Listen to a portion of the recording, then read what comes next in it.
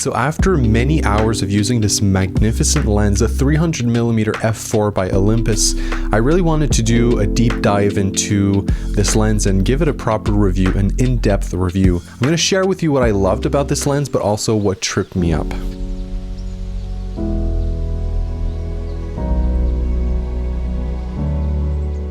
I want to give a big thank you to OM System for sending me the lens to review and take a look at. I want to share with you though, my opinions in this is unbiased. I'm not paid to say anything. I actually ended up buying my own lens, so rest assured it's going to be unbiased. So like I mentioned earlier, the lens I'm testing out today is a 300mm f4 Pro by OM System. So it's from the Pro line that adds a bit more of weather sealing and better quality glass. So this lens has an equivalent field of view to full frame to 600mm, and it's very fast at f4. So this lens really shines in a lot of different scenarios, but for wildlife and sports photography, this thing is really a beast. I also own the 100 to 400mm f5 to 6.3 by Olympus, but the first version, not the Mark II. So why would I want to buy this prime lens of 300mm if I already have more reach? So there's really two main reasons why I went with the 300mm as well as having the 100 to 400. The first reason being the f4. So on the 100 to 400, at 300, I think I'm about 5.6 or 6.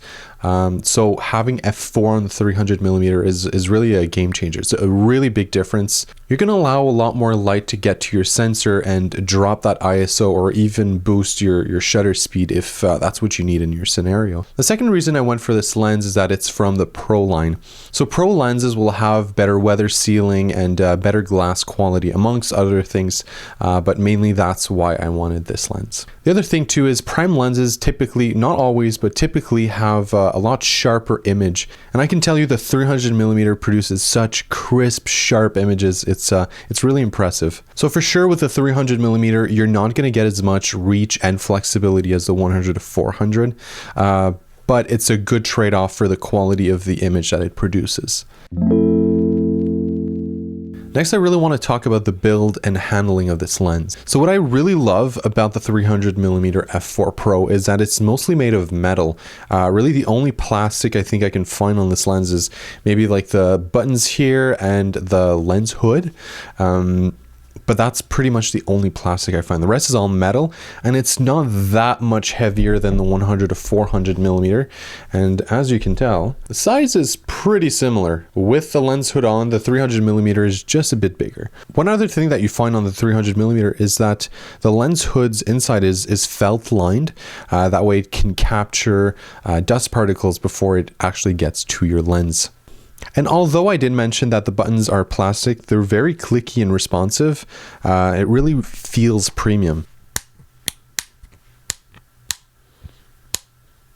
So on the side of the lens, you'll have a switch for your focal distance, which will help with the autofocus lock on. You also have a button for your image stabilization on off, and a function button that can be assigned to whatever you want. So continuing with a build and handling, one thing that I don't love is the manual focus clutch. So kind of like the 12 to 40mm f2.8 Pro, if you have it, it utilizes the focus ring to go up and down, or forward and back, if you will, to go in and out of manual focus. I find that personally really annoying because when I'm using the camera with the lens, I'm constantly clicking them and constantly switching between autofocus and manual focus. I find it really annoying. I'm going to go check the settings. I'm sure there's a way of disabling it in the settings, but straight out of the box, that's how it works. And I personally find it very annoying. You see on the 12 to 40mm, I don't mind it so much because, I mean, I'm just holding the camera, I'm not really putting any weight on the lens. So when I need it, I can just switch in and out of autofocus. But on such a big lens, like you're gonna have to put your hand on the lens, and ultimately you're gonna click in and out of autofocus. So a bit annoying in my opinion. Okay, so now let's talk about image stabilization. The image stabilization on the 300mm is really remarkable.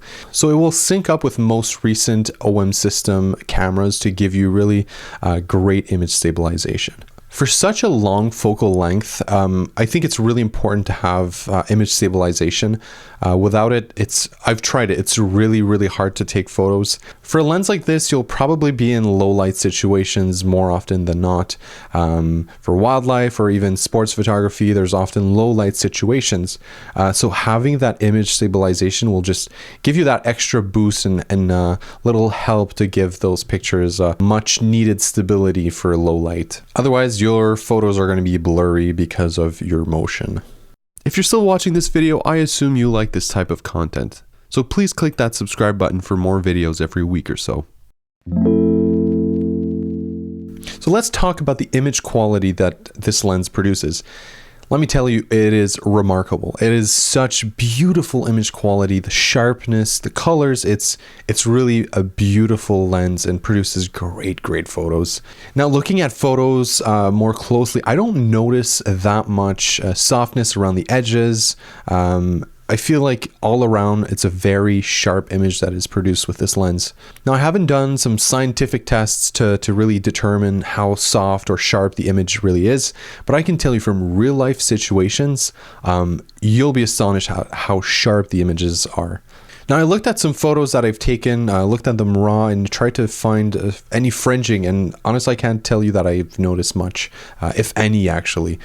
So on that point, I think it's great. Plus, if there is fringing, I feel like it's so easy to go into Lightroom or any other editing software and just use defringing. I feel like it's one of the easiest little sliders to use. So if you have fringing on other lenses, just know that it's relatively easy to fix. So with image quality, I want to talk a bit about bokeh. This lens produces beautiful bokeh, very soft backgrounds and foregrounds when they're blurry. Nothing very distracting.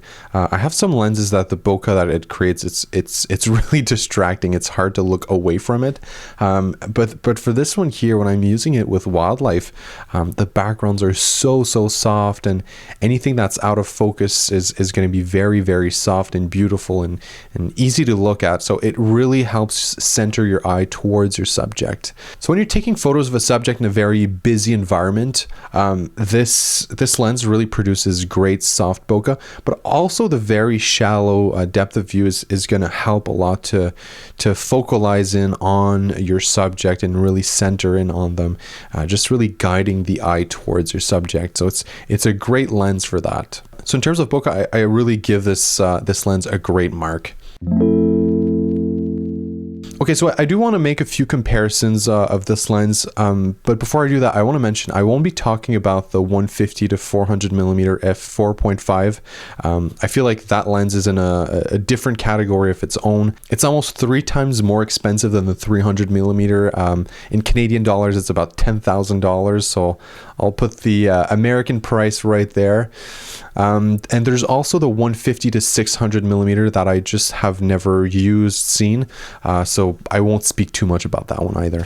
Now, I've also mentioned a few times in this video, I have the 100 to 400mm f5 to 6.3, but it's the first version, not the Mark II. So I'm going to compare it with the 300mm, and I also have the 40 to 150. There's a lot of people who use it with teleconverters, so I'm going to talk about this one as well. Okay, so let's go to image stabilization. To start with, I'm going to go with the 300mm. So this one here is going to sync up with most recent OM bodies. So for example, with the OM1 Mark II, it's going to sync with the 5-axis in-body image stabilization to give you a combined 6 stops of image stabilization. For the 100 to 400mm, not this version here, this is the original one. So the Mark II is going to also sync up with the same cameras and give you up to 7 stops of image stabilization. For this one here, since it's the first version, it does not sync with OM's most recent bodies, and it's going to give you 3 EV. So for image stabilization, the edge will go to the 100 to 400 Mark II, but it's not that far ahead of the 300mm. You're going to get 1 stop more. But it will be a big upgrade if you are like me and have the first version of the 1 to 400. All right, so in terms of image quality, I don't have the 100 to 400mm Mark II, so I'm going to compare it to the original one, but I can tell you ways apart, the image quality of the 300mm is really, really great. You're going to see a big difference between the two. From my personal observations, from the 100 to 400, the images are very soft. So it's a budget wildlife lens, if you will. But the 300mm, the sharpness is quite remarkable. It's as sharp as any lens that I'm going to use. The sharpest lens that I have is a DG Nocticron by Lumix, and that one is an f1.2 42.5mm, and it is crazy sharp, and I'd say it's almost as sharp as the 300mm. They're very close in terms of sharpness. Okay, so I mentioned that the 300mm has better image quality than the 100 to 400, but there's also a price difference, right? So it's one thing to consider. So the 300mm right now is going for about $3,500 Canadian with the Black Friday sales, and the 100 to 400 goes for about $1,900. So the 300mm is just under twice the price of the 1 to 400. Now, it's to be mentioned too, the first version of the 100 to 400 you can get at a discounted price, even more than the Mark II. I can't remember the exact price at this moment, but I think it runs around $1,500 Canadian. Again, I'll put the prices on screen. All right, so another comparison we can do is with the 40 to 150 or the 50 to 200 by Olympus. Both are pro lenses and are at f2.8, but we are going to be using it with teleconverters to reach somewhere around 300 to 400 millimeters. The thing is now, when you're using teleconverters, you're going to be adding stops. So sure, you're at 2.8 when you're using it at just the lens itself, but when you're adding the 1.4 teleconverter, you're adding one stop, and then the times 2 teleconverter, well, it's going to give you 2 stops. So when you're using the times 1.4 teleconverter on the 40 to 150, you're going to go up to, I think it's 210 millimeters at f4. So you're not going to get that full reach of the 300 millimeters, but you are still getting at 4. For the 50 to 200, when you're using the 1.4, you're going to get to 280 millimeter, f4 again. So you're close to that 300 millimeter mark. When using the times 2, you're going to get that 300 millimeter for the 40 to 150, but you're going to be at f5.6. And for the 50 to 200, you're going to be at 400, f5.6, which is better than the 100 to 400, f5 to 6.3. Now, I hope that's not too many numbers for you, but I think you get the gist of the idea. When you're adding the teleconverters, you're going up a few stops, and with the 1.4, with the 50 to 200, you're getting close to that 300 millimeter f4. Now, there's another thing that we need to consider when adding teleconverters. You're going to lose image quality. I haven't used the teleconverters, but it's just nature, it's physics, it's how it works. When you add glass, you're losing a bit of image quality. Even the best of the teleconverters out there, you're still losing at least a bit of image quality. Now, I could be wrong, so please correct me if you've tried it and it is very sharp. Please do let me know. I'd appreciate it. Okay, so straight talk now. Which lens should you get? Okay, so the way I personally see it is that the 300mm f4 is going to be more targeted to professionals, whereas the 100 to 400 is going to offer you more flexibility and reach. So here's what I'll say. If you're doing a lot of bird photography, and the birds that you're going to do photos of are not birds of prey that are very big, but rather small birds, that extra reach of the 400mm will come in handy. Again, you can use teleconverters with the 300mm, but you're going to lose a bit of image quality. So up to you to see for that one. So if you want the best image quality possible between the 100 to 400 and the 300 is going to take the ball. So if you're really concerned about the image quality and being able to crop a bit more and, maybe make some prints, I'd go for the 300mm. It's going to offer more sharpness and your images are going to just come out a lot cleaner. If you're just now getting into wildlife photography, bird photography, or whatever it is, my best suggestion to you would certainly be the 100 to 400. It's going to offer a lot more flexibility. You're going to be able to work on your composition a bit more, which is something I'm working on right now.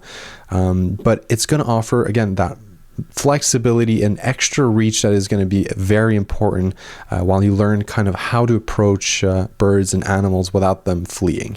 Plus, maybe you won't even like that type of photography. So I'd say maybe try to save a few bucks if you can and go for the 100 to 400. You're going to save a few $1,000s still. And even if you want to save a bit more money, you can go with the first edition, which is what I have, and I still love it. And I don't really have issues with the image stabilization. But more important, get the lens that you want. Get the lens that will make you want to go outside and take photos. That's going to be exciting for you and that really you're going to be happy with the images. Test them out if you can. Try and find a local camera store that will allow you to rent the camera for a weekend or even a week.